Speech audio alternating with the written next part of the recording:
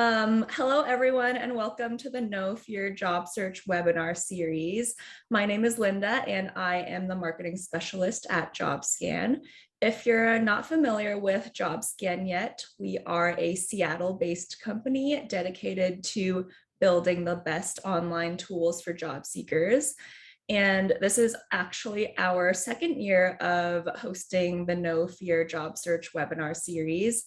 And no matter where you are at in your job search today, we hope this event helps you in some way.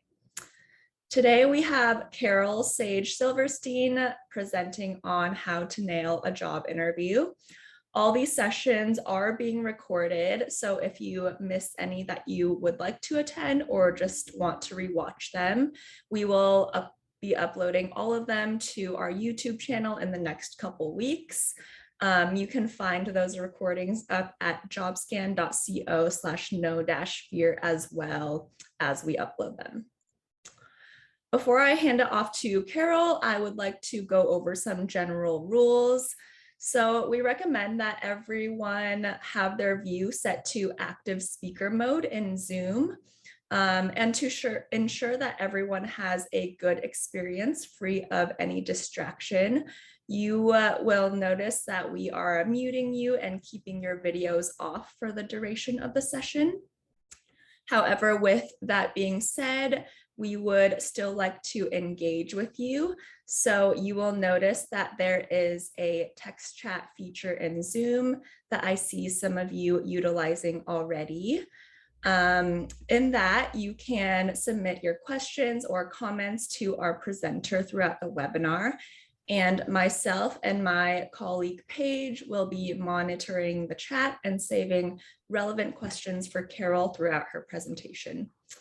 We do ask that you try and keep your questions to a general nature and related to today's topic, which is interviewing, and we will do our best to relay them over to Carol. Please also save any networking or link sharing until after the webinar, because we do want to reserve that chat for questions. And just one more thing before I hand it over, we are offering a 20% off Jobscan Premium membership for new and free members attending today. And you can find that promo link throughout today's presentation. With that, I am excited to turn it over to our presenter, Carol Sage-Silverstein. Carol, thank you for joining us for a second year and for taking the time to present today. Welcome, and please take it away. Thank you. Good morning, everybody, or good evening, wherever in the world you are. Here are three things to know about me. I have the uncanny ability to attract people to tell their stories. I don't know why that is, but I could sit on a bus and within minutes, someone will come and sit down next to me and tell me their life story. Not exactly sure how I inherited that, but I've got that. And for some reason, they feel comfortable in sharing their experiences. They feel safe enough to tell me what they're embarrassed about, and they feel confident enough to know they will be heard. So in this role, encouraging people to be their authentic selves is key to an effective coaching in relationship. Second thing is, I believe that each person has his or her own kind of smart, their own kind of talent, and ultimately their own potential. I think that everyone is unique, and I'm skilled at helping them to tell their distinctive story in their own way. I'm good at wordsmithing, and so I help my clients to express themselves professionally. I've had literally hundreds of auditions, interviews, and tryouts in a myriad of industries, jobs, and roles over 40 years. And I have a history of being asked many traditional and non-traditional questions. I've made thousands of mistakes, and I've kicked myself afterwards for them and learned from them. And I'm not ashamed to say I don't take myself that seriously. And it's helped me to get over bad experiences and try again. And that's why I think that I've chosen this career. Now, you may notice that I just answered the question, tell me about yourself. But I didn't go through my resume. And I didn't say, well, then I did this, and then I did that, and then I was promoted and that, because that's not the question. The question is, who are you? And what do I need to know about you? So welcome to Nail That Job interview. Okay. So objectives for this workshop.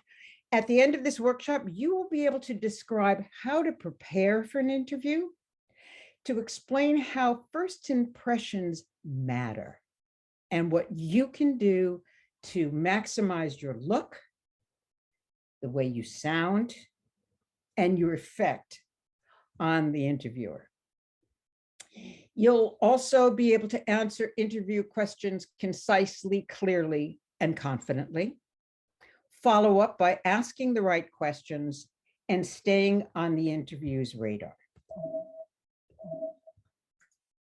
Okay, so there's going to be 3 parts of this presentation, and we are now back to that. So we're going to only do 3 parts, and that's before the interview, during the interview, and then afterwards. And what we're going to do is terms of questions, and I know you've got a lot of questions, is after, during. So I'll go through preparing for the interview and then during the interview. Then I'll stop and take some questions, and then we can wrap up with how you can follow up after the interview. Okay, so in the before, really important, be informed, be prepared, and be relevant.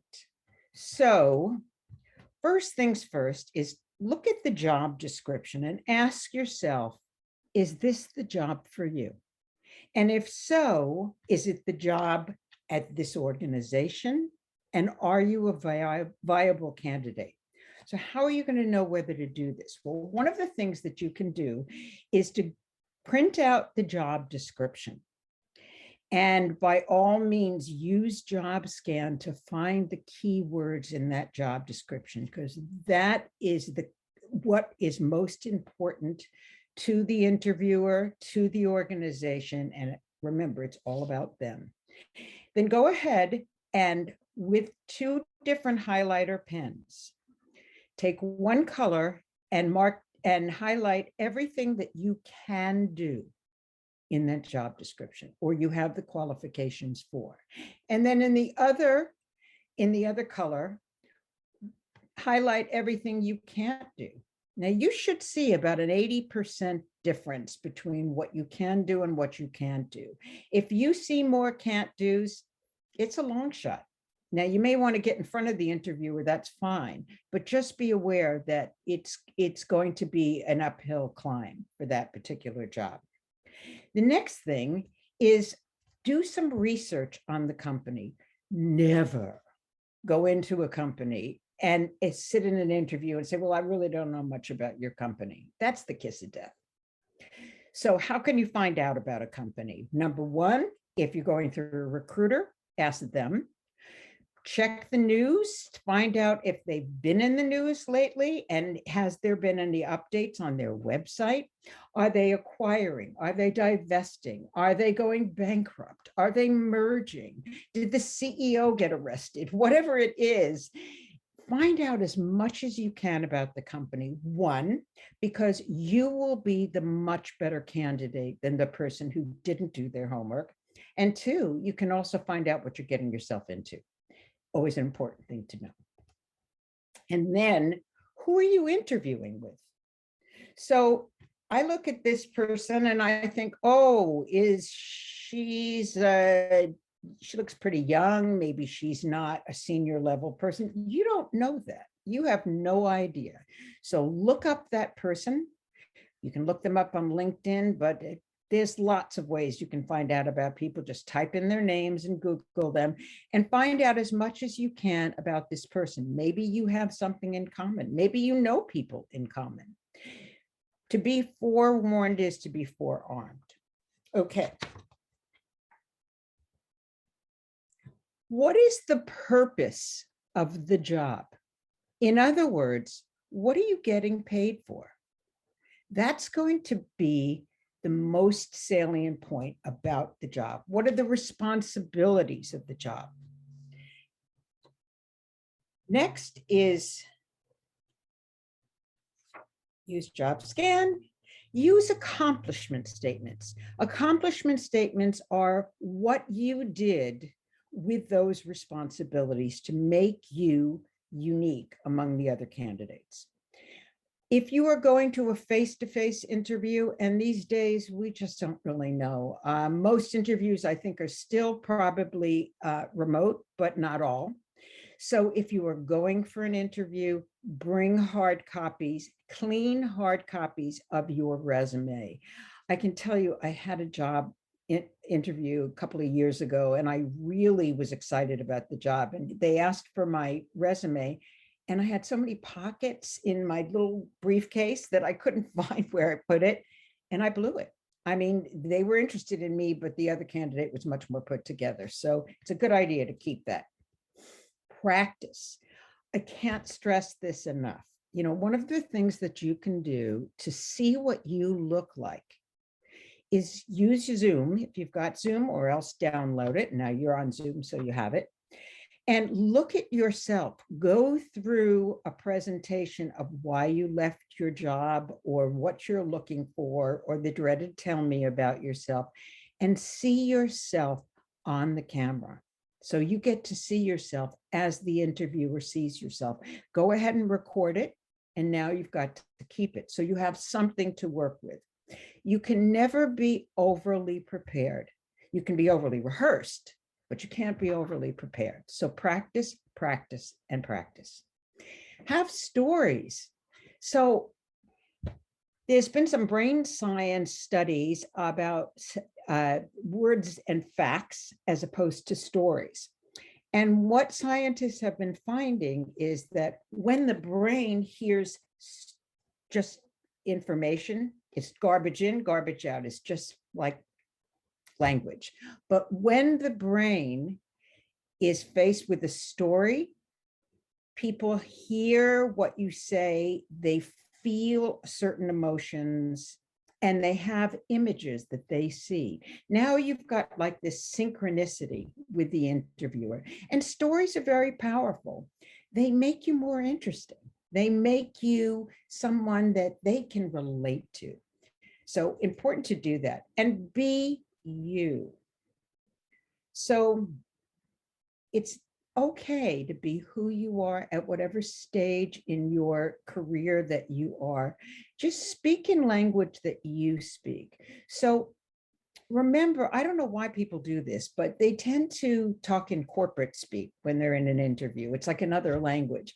I mean, let's face it.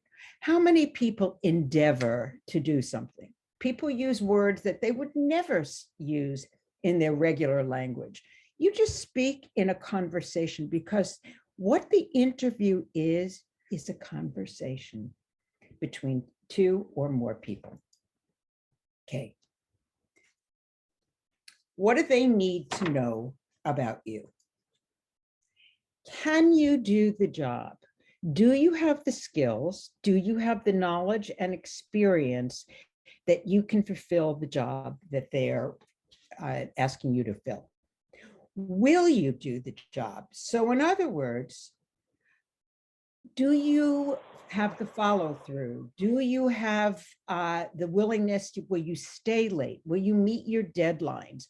Are you someone that will follow through on what they promised? And third, are you a pain in the ass? So, and this is probably the most important one of all. So do you have the temperament for the job? Or do we have to march down to HR because we have problems with you? They don't want that. And so they need to know, will you, can you, and are you, as soon as possible. Okay. Let's talk about now looking at during the interview. So now you've got in front of, could be one person or two people, and you need to seem as if you're confident. When you are excited, they will sense it. But when you are scared and nervous, they will sense that too. And if you're uncomfortable, they're uncomfortable. Be clear and be concise. So here's what someone taught me many, many years ago. If you have the butterflies, which is a very American expression about being nervous, teach them to fly in formation. There's nothing wrong with being nervous. Actually, you've got all that energy, and you can use that energy in order to make your stories more interesting and to explain why you're enthusiastic about this job. But it can run amok if you don't have some kind of a control over it. So I can't go through all the different breathing exercises. If you've practiced yoga, or just go onto YouTube and look at different breathing exercises, because if we're not breathing really deeply, then we're hyperventilating. We're hyperventilating, you're either going to faint in the middle of the interview, or you're going to seem really nervous and start sweating. So use your breath to control yourself. Another thing is to think about a dry mouth. So don't drink water. That's just going to flush away whatever saliva you had. Saliva is your friend. Instead, get some sour candies and bring them with you to the interview. Maybe you can just kind of suck on them before you go into the interview. It will activate your salivary glands so that you're not choking, basically. Again, the more practiced you are, the less nervous you're going to be. Okay.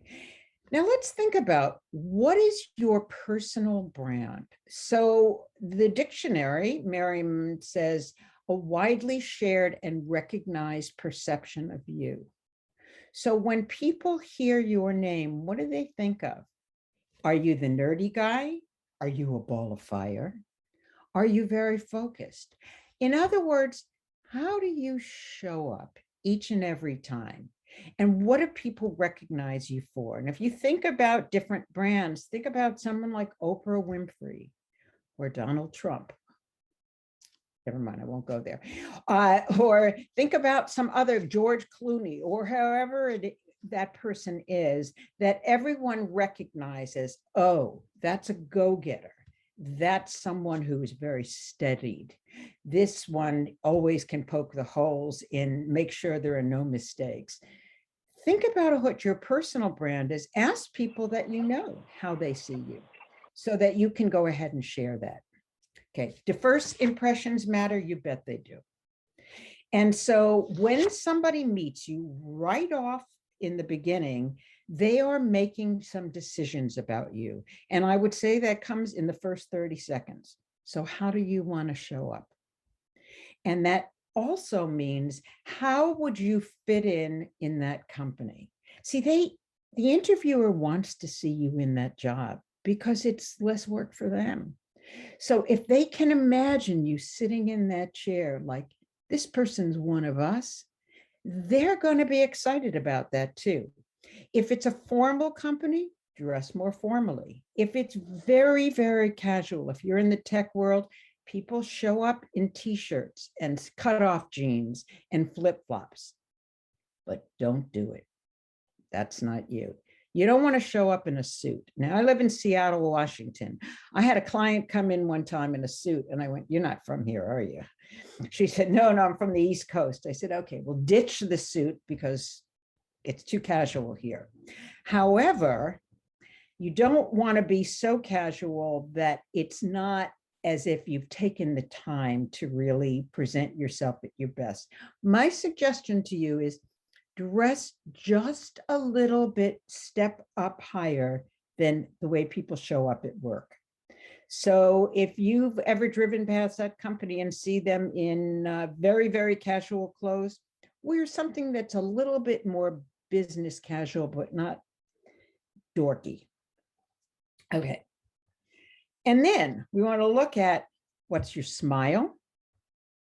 One thing that you can do also, if you're on a remote or a digital electronic interview, I'm pulling up my mirror here, you somewhere here.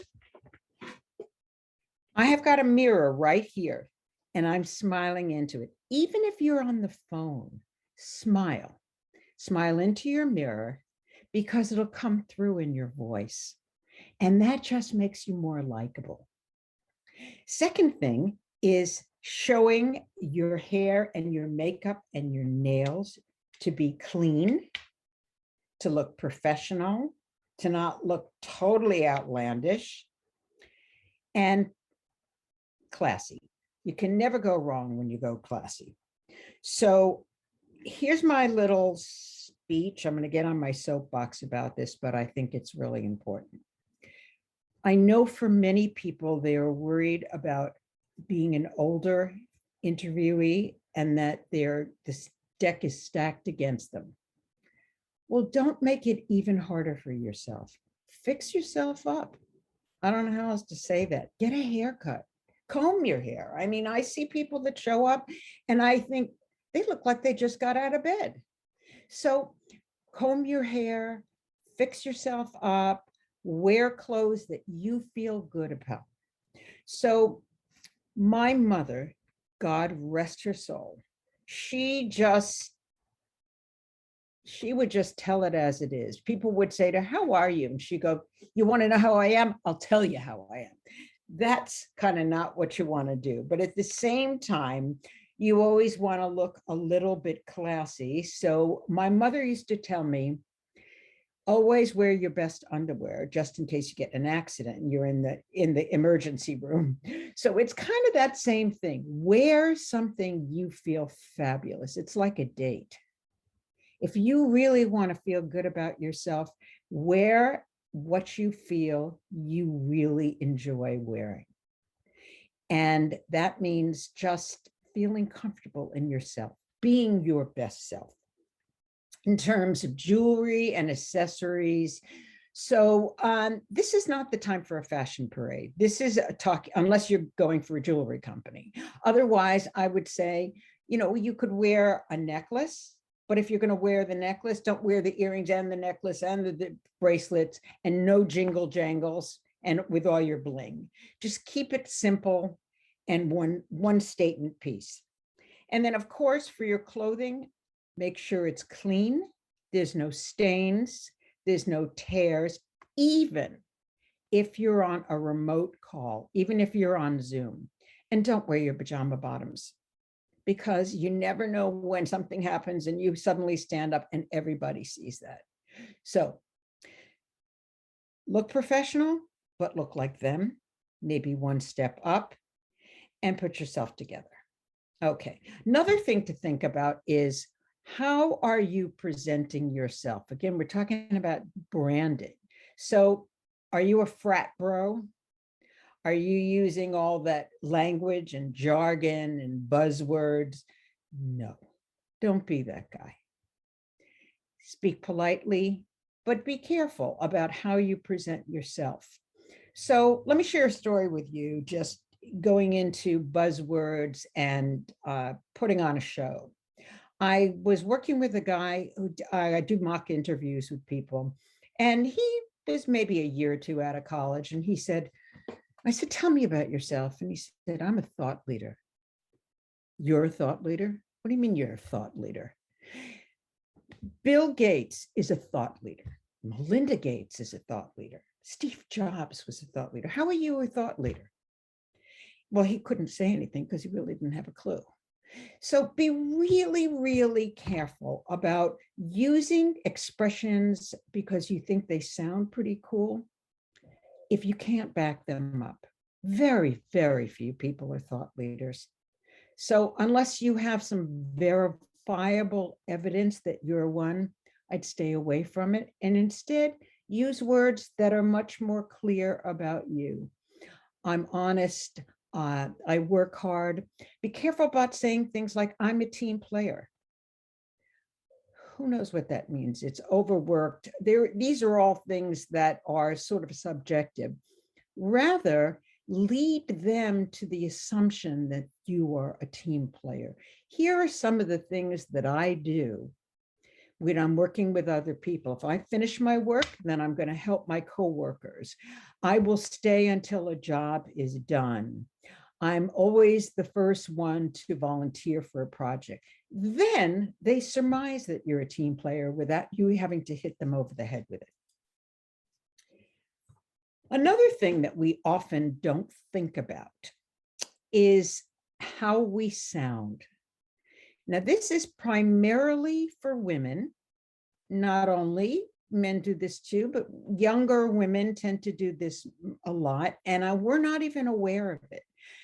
And those things are called upspeak and vocal fry. Let me play you just an example of what that sounds like.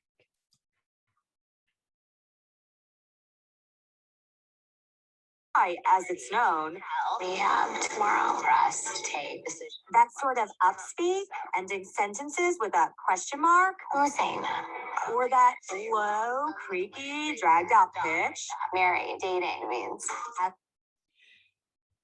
You know, before I learned about this, I wasn't totally aware of it. And I started to hear even people that were radio announcers, and they would kind of, young women would kind of end their sentences with a little creaky sound.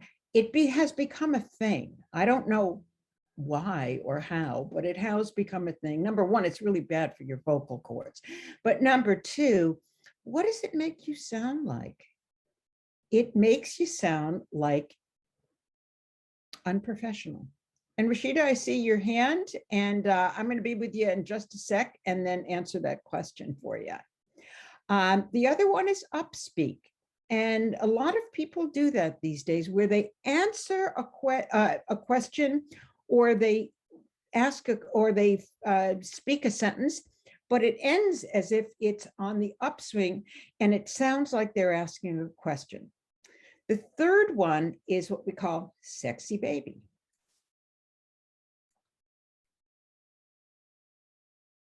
Can I get a smoothie around here? I'm sorry, I'm sorry, I didn't hear what you said. I said I don't know where you get a smoothie around here at all. I'm so sorry. Oh, okay, thanks so much. Yeah, no worries. Oh dear. What can I say? This is why it's so important to practice. Hear what you sound like. If you know, these are all vocal inflections we don't even realize that we're doing, but it's going to put you behind the eight ball, because it makes you sound like you're a child, and you're not a child, or that you're not serious when you are. I know a lot of people are worried about non-words, the ums, the ahs, that, you know something, unless you're going for a job as a public speaker, they don't really expect you to have pitch perfect. Don't worry about it too much. If you are prepared, and if you know what you want to say, you will use less of those non-words or those filler words. If you're really worried about it, catch yourself by, instead of saying use silence. They don't hear any nervousness, but it gives you a chance to collect your thoughts, which is exactly what those non-words are about.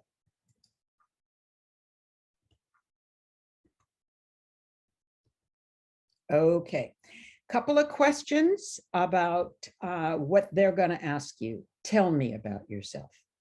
They will ask you this in one form or another. It's a little old school, so people may ask it in different ways. But basically, if they're asking you to tell them about yourself, do they know why they're asking you this question? I got to tell you, a lot of times they have no idea why they're asking you this question.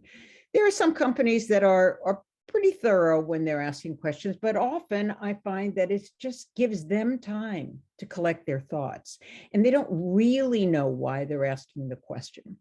So instead, this gives you the opportunity to be a part of this interview. Instead of being in the interviewee seat, think about you're both interviewing one another. So tell them about yourself, and vis-a-vis the job So you don't want to tell them, well, I really like inline skating, because it has nothing to do with the job.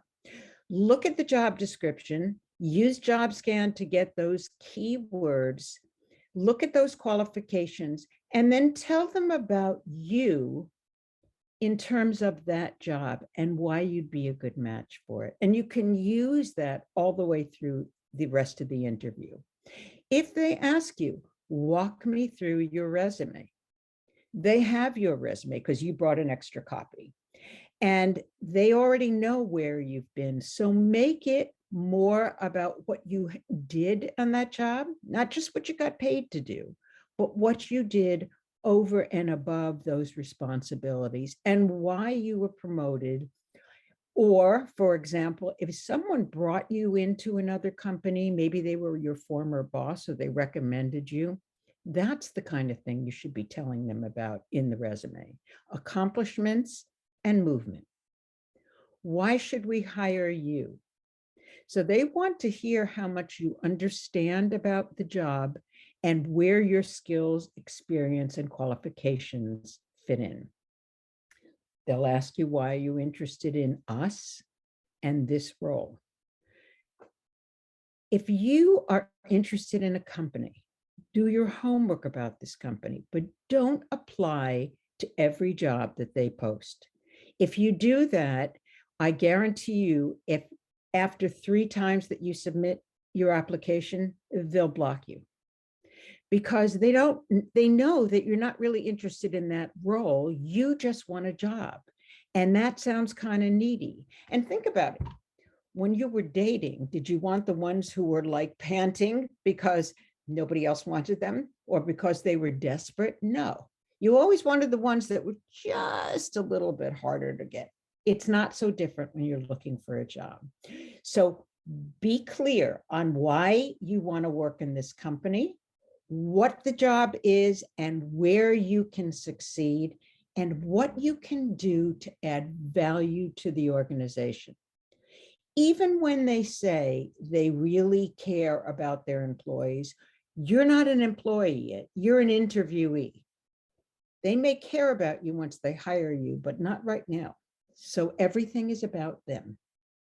What are your strengths and what are your weaknesses? Everybody dreads that one.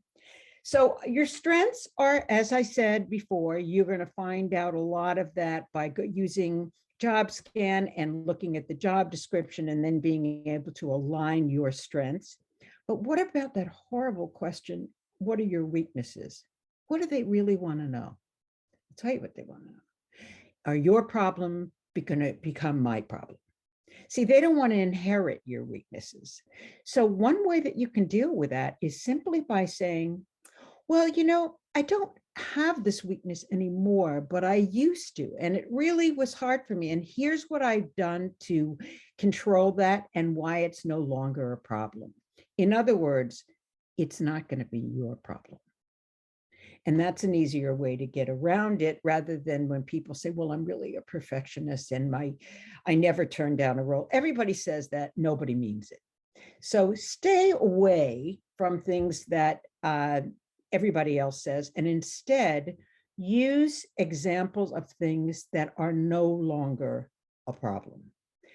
Then you're always going to get some hotshot in some company who asks you ridiculous questions.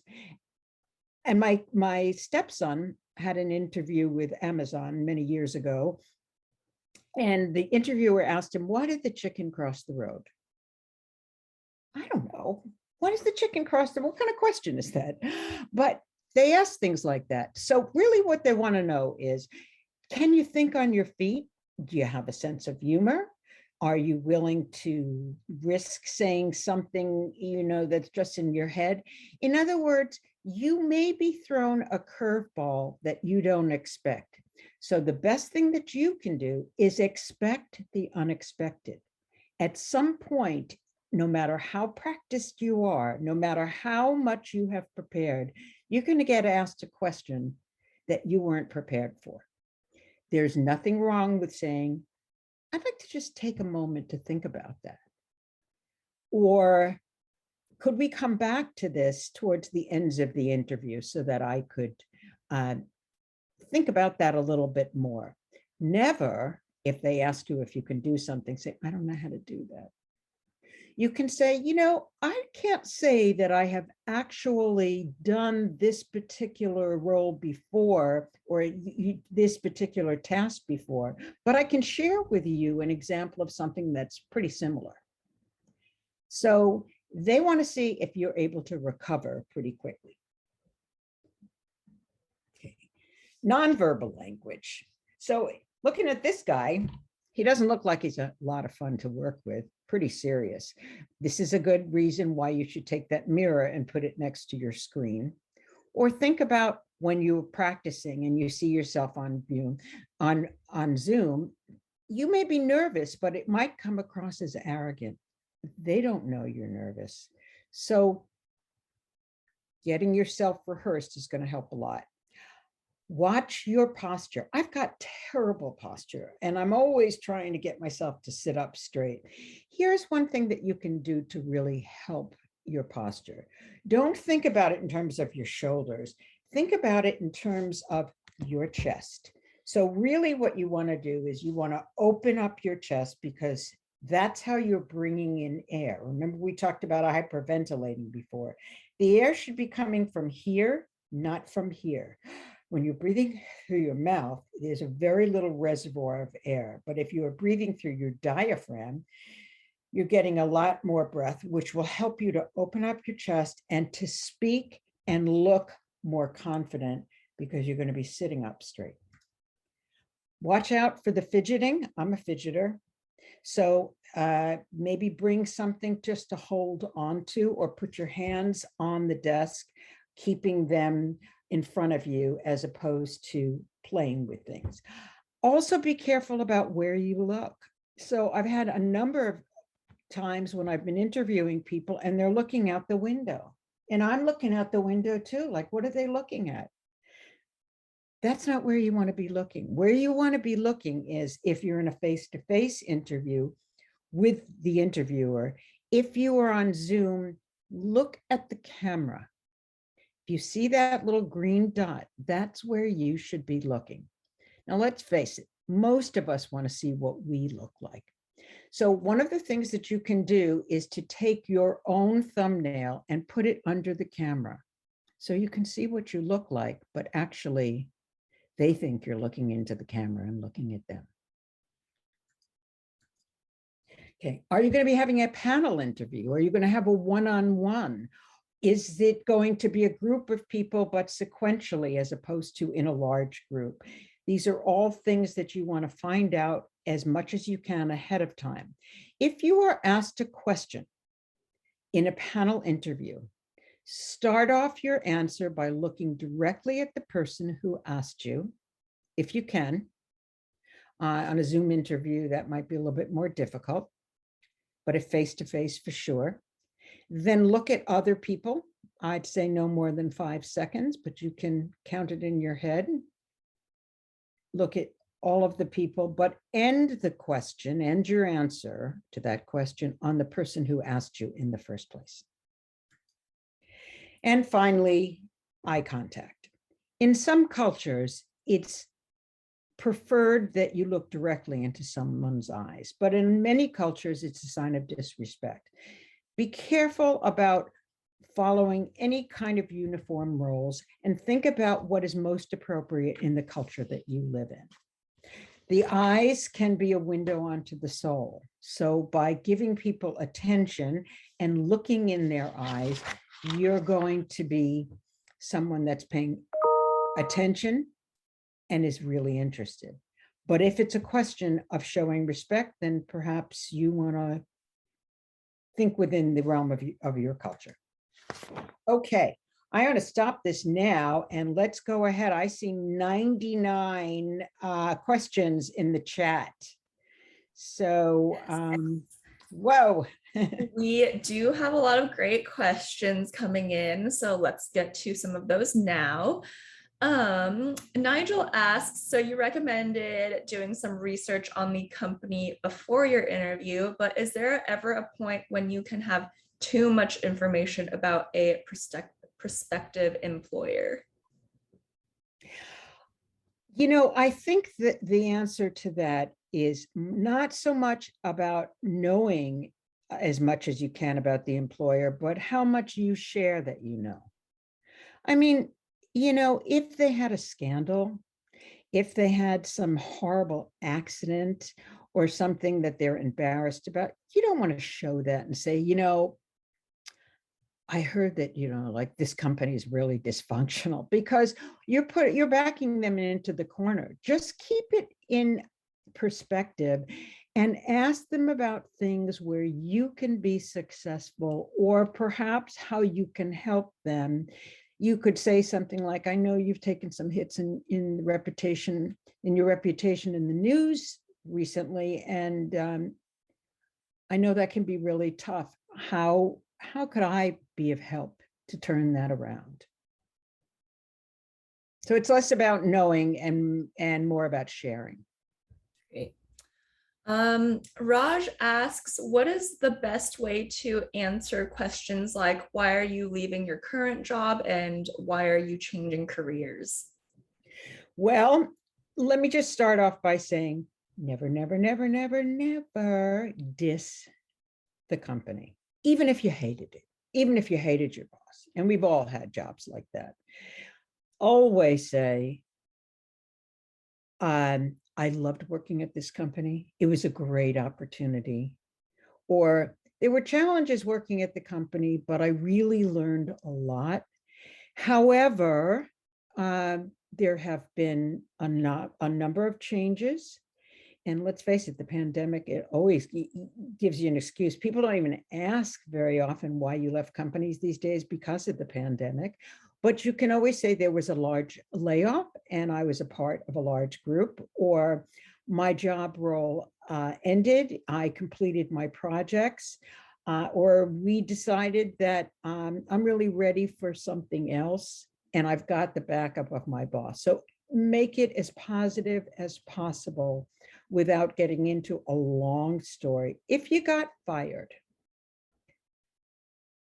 and I've been fired, I think what you can say is, I liked this company and I had a good role there, but ultimately it wasn't the right job for me. And we both decided that I should part ways. But here's what I learned about it. And then move on. Don't dwell on it. I hope that answers your question. Yes, thank you, Carol. Hytham and a couple other people are asking how they should navigate the salary expectation question without either overselling or underselling themselves.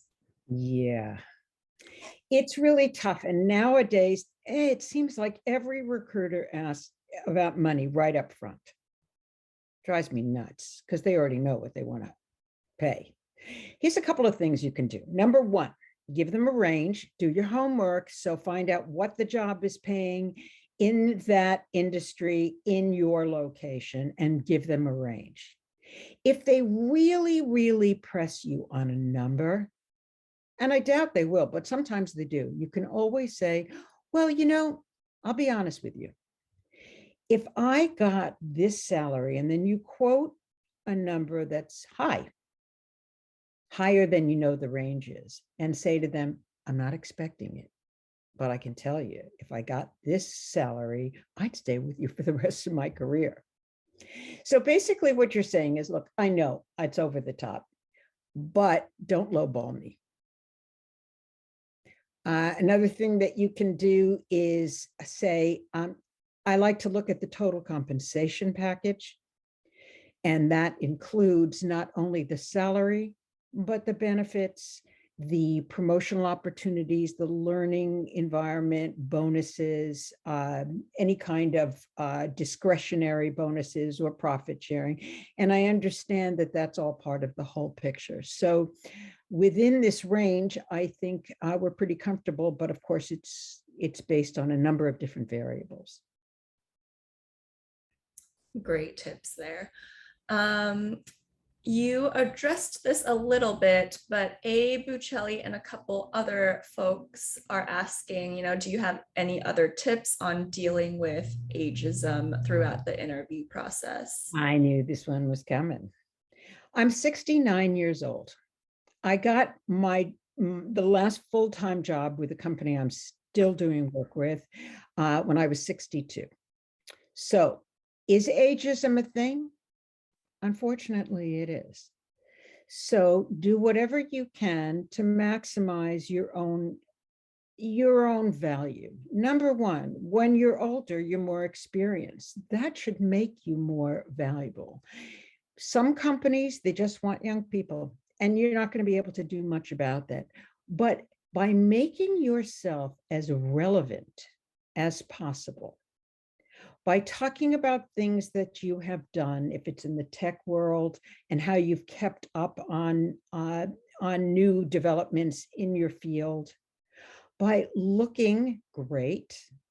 And when I say great, I don't mean looking like you're 21 or shopping at Forever 21. I'm talking about feeling and looking at great at the age that you are.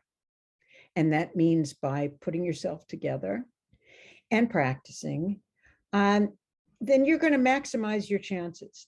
Is it a total slam dunk? You're going to get it? Probably not. If there are companies that's all that they care about, you can't do too much about that. But what you can do is preserve your dignity and let them know what value you bring to the organization. And that's a very important thing to practice and practice and practice. What is your value to them? And they may be able to just get over some of their biases. We have a question from someone here who's asking, are there any big differences or tips for virtual interviews versus in-person interviews these days? Yeah, I think there are. I mean, we don't know what's going to happen with this pandemic. And so for the most part, I think interviews are still being conducted online. So there are a number of things that you can do in terms of having an online interview. Number one, carve out a place. Even if you live in a little studio apartment, carve out a closet or a space that you keep that's clutter-free. The good news is that you can use virtual backgrounds. I wouldn't use a lot of the really fancy, pretty ones because they make your head look like it's floating. But you can always blur your background, like I've got right here, because I got a lot of stuff in the background. Another thing that you can do is to, if you've got one wall that doesn't have anything on it, and it's a sort of a light, plain, neutral color, maybe you want to sit in front of that. Additionally, practice eye contact on the computer. Again, you want to be looking into the camera, not on the side. Another thing that I find, I don't know why this is, but I'm very uncoordinated. And so when you're on Zoom, you'll see everything in a mirror image. So when you think you're touching your left side, you're really touching your right side. I get all confused with that. So we do have an option on Zoom now that you can say mirror my image. So you can mirror back that mirror so you're back on keel. And that's really an important thing to do too. As I said, keep the mirror on the side of the screen so you can smile into it. My dogs are like locked out now because they always want to be with me everywhere, but I don't want them to be barking all the time. Maybe you want to talk to your neighbors too. I mean, my neighbors, they're always have these leaf blowers all the time. It just makes me crazy when I'm talking to a client. Maybe talk to your neighbors and say, listen, I'm going to be on a really important interview. Could you like maybe not do that just for this hour? Clutter-free and as much noise control as you can. And it's difficult. It's a whole other medium. Speaking on camera is a lot different than it is face-to-face. So the more you practice, and practice on Zoom, the easier it'll be. You may also want to get a ring light. They're pretty cheap. You can get them online. Just Google ring light. And it's a portable light that you can use to just illuminate yourself a little bit more. And you can either clip it onto your computer or just behind you. Lots of other tips too. So, there's a lot of great stuff on YouTube. Just go out there and say, how can I best use my background where I am? Yes, practicing is essential. And we do want to get to this last section here. So feel free to move on right now and we'll take more questions at the end. Super, great. Okay, so you've gotten through the interview. It's done. You're shaking hands or virtually shake hands. Send a thank you note. We say within 48 hours, the sooner the better. Should you send a written note? No, you don't have to. I do. I'm older and I like them and I think they're classy, but you don't have to. So you can send a nice email, review what you agreed upon, thank them for their time, and thank everybody for their time. If you had a panel interview, make sure you get everybody. You can't do much about that. Make sure that you get everybody's name on that interview so that you can send each one of them a thank you. And then review what you agreed upon that went well in the interview, but maybe you answered something in a way that was just very brief and you thought, I really should have said this. You can tell them you were thinking about it and that you wanted to add a little bit more to what you answered. Or maybe you said something you kind of embarrassed about, like you didn't really mean for it to come off that way. I once showed up at an interview the day after I had a miscarriage. And I was a wreck. I should never have shown up, but I did. And I sent a note to the interviewer and I said, I just had a family tragedy and it probably wasn't, I probably should have postponed, but I wanted to let you know that I really am very interested in this job. And they did give me a chance to interview again. So describe what it is that you thought about after your reflection, or you made a mistake, or you wanted to add to something, or you wanted to correct something that you said. And then how do you stay on their radar? So what are some of the things that you can do if you haven't heard anything? Let's face it, there's a big black hole out there. Reach out to them after 2 weeks. If you're with a recruiter, have them reach out to them. But one of the other things that you can do is, let's say you didn't get the job, but you want to stay on their radar because you're really interested in this company. So you want to be sure that you've got some good questions for them to follow up. Let them know you're interested and you're enthusiastic, that you have been impressive. So even if you didn't get the job, they were impressed with you. And then you're insightful. So ask about the company's future and opportunities where you might be able to help them, or if you've read something. Now, another thing that you can do in terms of following up so that you stay on their radar is ask their advice. So maybe get back to the recruiter, let them know how much you enjoyed meeting with them, that you're disappointed, but you'd really love to get some advice of perhaps how you might change things on your resume. If they don't answer you, you did your homework. That's the best that you can do, but usually they will. Offer relevant ideas. So maybe if something came up or you read something in the news about them and you had some ideas, send it, as long as it's not putting them in an uncomfortable situation. If you see updates in their website, remark on it, maybe get back to the interviewer. Now, I want to leave you with a story, and it's a true story about how I got into the field that I'm in now and why the follow-up matters. Back in the Bronze Age, well before the internet, I was an actress in New York, and I was turning 30. And I thought, you're not going to be this cute forever. You better think of something else. My father was a musician. So not only did I not know anybody who worked in an office, I didn't know anybody who worked during the day.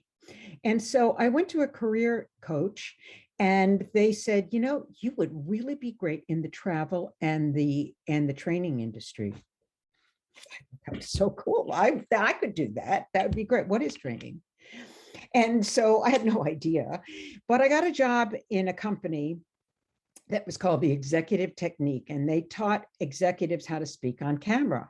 I could do that. I got a job as a coordinator, cleaning up after the meetings, and executives would come in and they would teach them how to speak on camera. Let's say it was crisis management or they had a big announcement. Anyway, one of the instructors was an alcoholic, and he called me one day and he said, I have a meeting this morning and I can't come in. I'm hungover. Could you run it? You've seen it 100 times. I could do that. So I did. And a woman came through the program and she had a job. She was the manager of training for the American Society of Travel Agents. Again, this was before the internet, so travel agents were a big thing. And I said, that's it. That's the job I want. So I taught the class that day. And then afterwards, I sent her a note and to tell her how impressed I was with her and how intrigued I am by what she did and could we keep in touch. She said yes. I called her regularly. If I went looking for different jobs, I would tell her about it. I took her to lunch and I courted her without being obnoxious about it, but I did keep in touch with her. After 8 months, she called me to say, you know, we're moving from New York to Washington, D.C., and my boss can't go and I'm getting her job. Would you like mine? And that's how I got into a whole new field. So you just don't know who's out there and who can be a help to you. And so it means putting your toe in the cold water and saying, I want to stay in your world and I want to learn from you. And with that in mind, I'll take more questions.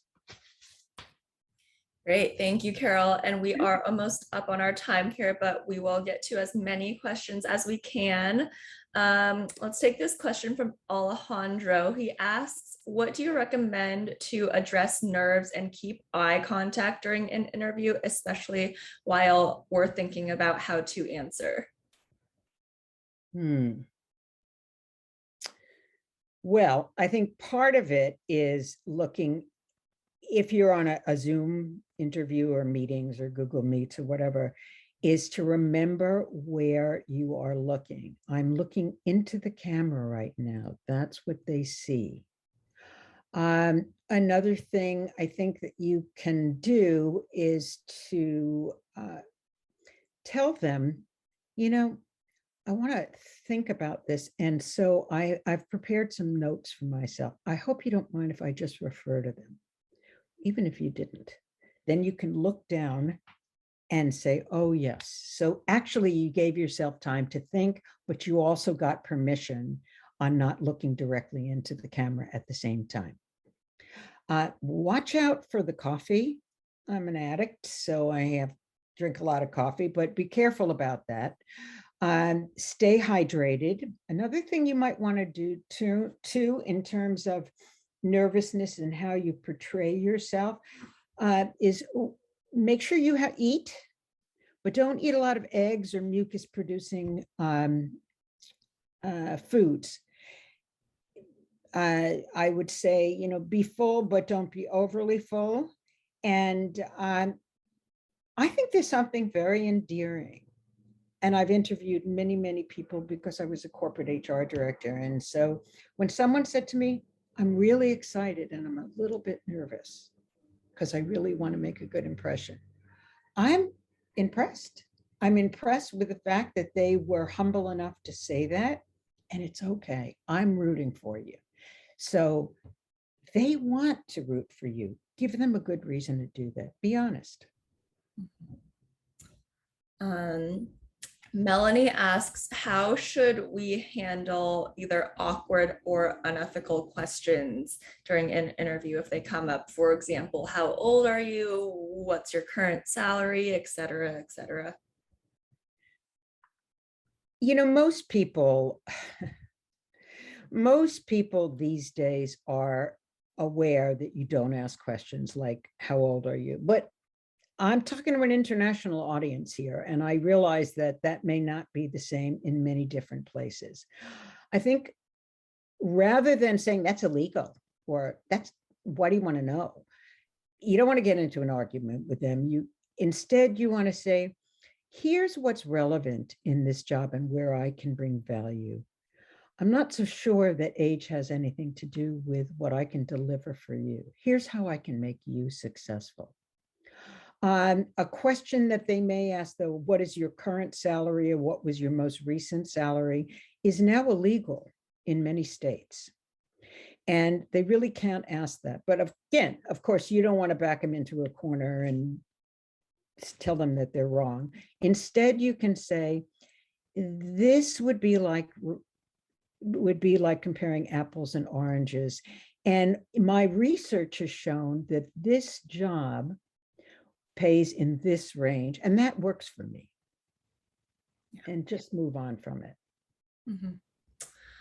And we are at the top of the hour here, so let's take one last question. Angie, Rachita, and a couple other folks are asking if you have any good tips on questions to ask the interviewer during an interview. Oh, I have a lot of them. And without getting off of here, here's what I can tell. I can put some of this when we send out things. I will put some questions in the slides so you can read them because there's so many of them. But let me tell you what I think is always helpful. Remember, it's always about them. So one question you can always ask is, in your opinion, what can I do to make you successful? They don't expect that. All the questions should be about, where do you see this role going in terms of helping the organization or helping your customers? It should never be, what's the salary? What are the benefits? What's in it for me? It isn't about that. That is all later on in the negotiation period. The questions should always be about them. Where is the company going? What is their future? What opportunities do they see for people? Maybe they're growing internationally. Where do they see that there might be some more remote opportunities, or maybe you had some ideas? How would they like you to share those ideas with them? Even if you don't get them, you could say, even if I don't get that, I'd really love to stay in touch. How is the best way to do that? Or ask them what the next steps are.